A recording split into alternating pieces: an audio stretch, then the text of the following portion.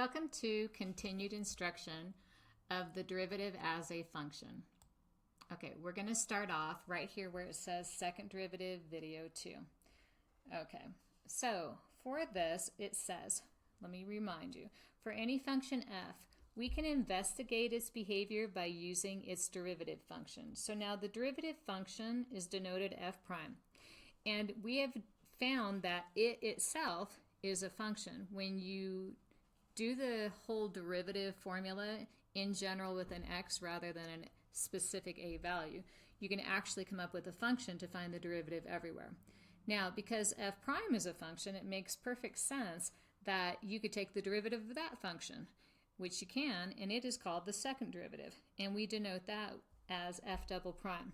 So now what we're going to do is we're going to consider what information does the second derivative provide regarding the original function and the first derivative. To start off, we're going to look at just notation. So y is equal to f of x is your notation for the original function. When you take the first derivative, you can denote that as f prime of x, or you can denote it as just f prime without the x. When you're just talking about the function, this is often used like kind of up here, how we were just talking about it. You can also do y prime, which we use more when we're dealing with differential equations, which you'll see what that is later on. And then you can use Leibniz notation, which is dy dx. And I like Leibniz notation because it gives you insight into what is the derivative.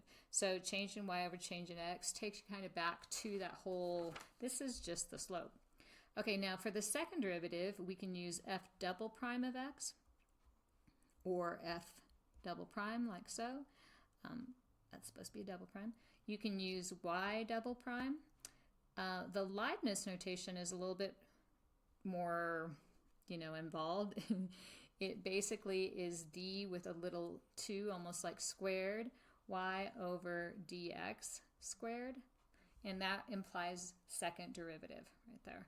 Okay, you can consider, it's kind of weird how they don't put the squared on the y, but this y, you can also write this notation as take the derivative with respect to x of, instead of having a y, you can actually fill in the function. Maybe it's 2x squared.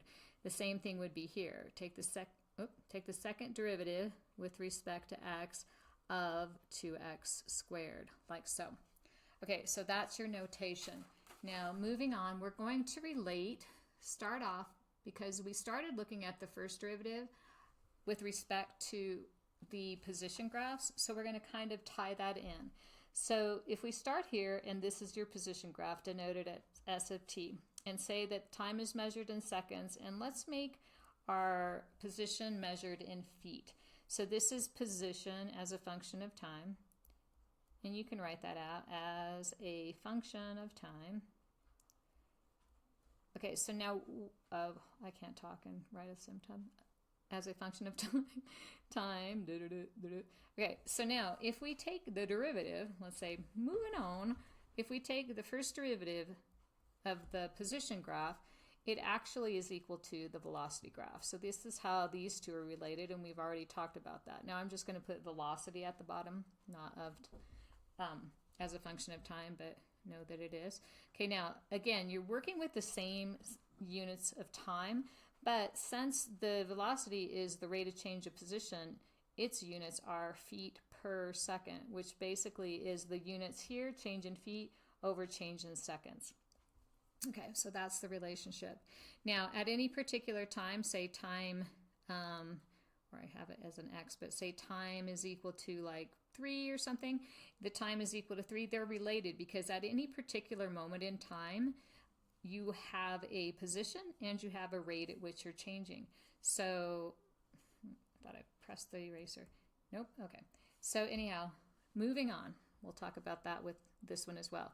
So now, if you take the second derivative right here of position, it's equal to the first derivative of velocity, which what do you think that might be equal to? That's absolutely correct. Acceleration. Okay, so for this graph, you're going to put acceleration, and acceleration is a function of time as well. So again, at that 3-second mark right there, you've got a position that you're at. I don't know how that 3 got over there, but at 3 seconds, here's your position, you have a velocity going on, and you have an acceleration, which basically is the rate at which your velocity is changing. And the way that you would measure that would be, here's your y units divided by the x units. So it could be feet per second written like that, or you've probably heard of feet per second squared, which is just taking feet per second, and instead of dividing it by seconds, we're going to multiply it by the reciprocal of seconds.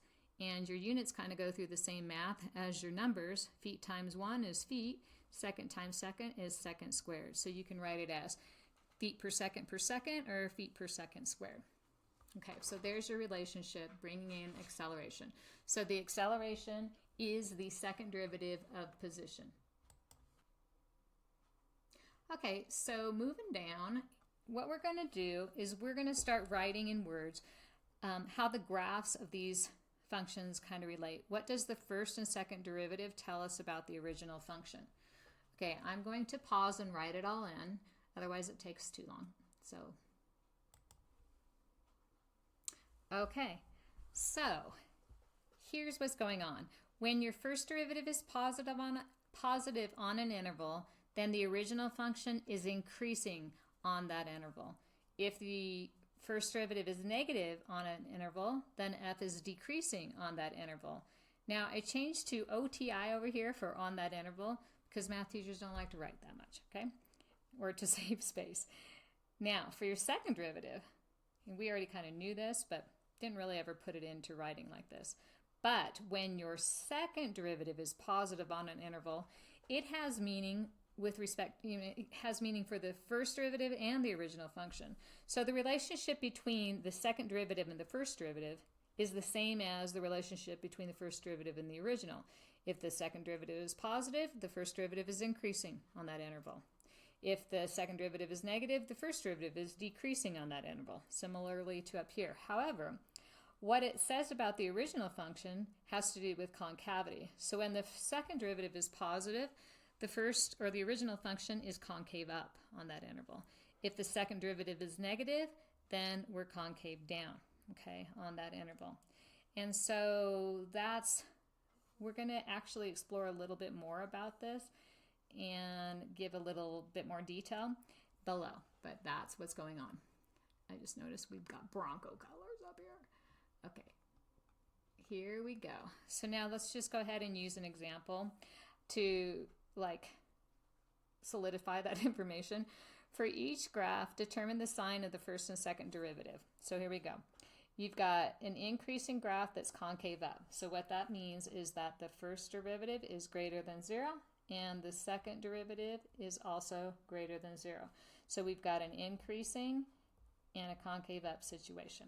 Here we're decreasing but concave up, so that implies that the first derivative is less than 0 and the second derivative is greater than 0.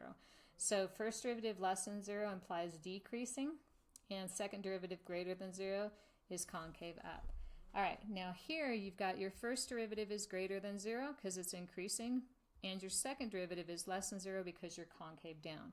So this is increasing, and this is concave down. Concave down again, but decreasing implies first derivative is less than 0, which is your decreasing, and then second derivative also less than 0, which is concave down. Okay. All right, very good. So now moving on to here. We are actually going to do example 6 in the next video.